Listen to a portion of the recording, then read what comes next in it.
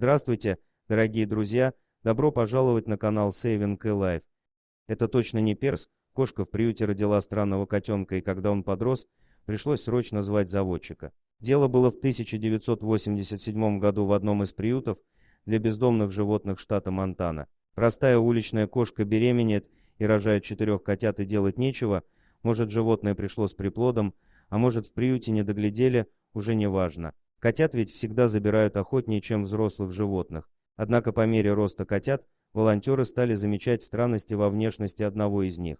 У котенка была кудрявая шерсть, чего никто из работников приюта никогда раньше не видел. Когда котенок подрос, это стало бросаться в глаза. Котенок как будто был с укладкой, ветеринары не могли понять, в чем дело, и тогда обузнала мисс Джерри Ньюман, заводчица кошек персидской породы. Ветеринары с удовольствием отдали котенка Джерри, и заводчица, осмотрев малыша, заключила, что это не перс. Однако ей было очень интересна молодая кошечка, и женщина решила попробовать получить от нее котят. Так котенок переехал в питомник персидских кошек, где получил имя мисс Дипеста. По словам мисс Ньюман, животное было с очень шкодливым характером, постоянно что-то крушащее, требующее внимания. Наряду с кудрями это все смотрелось весьма потешно. Однако, когда кошка выросла, заводчица познакомила ее с породистым котом и стала ждать, пока природа сделает свое дело. Вскоре Дипеста и сама родила котят, от персидского кота и несколько из них были с кудряшками.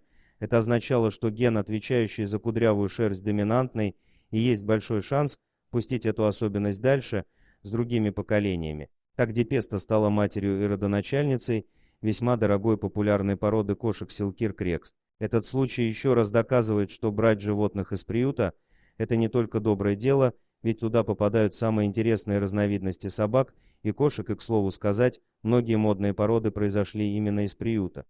Берегите животных и никогда не оставляйте, а если понравился рассказ, ставь лайк, то есть большой палец вверх, подписывайся на канал. Я буду искренне рад тебя видеть снова. Заходи, а также пишите комментарии, что думаете насчет данной истории.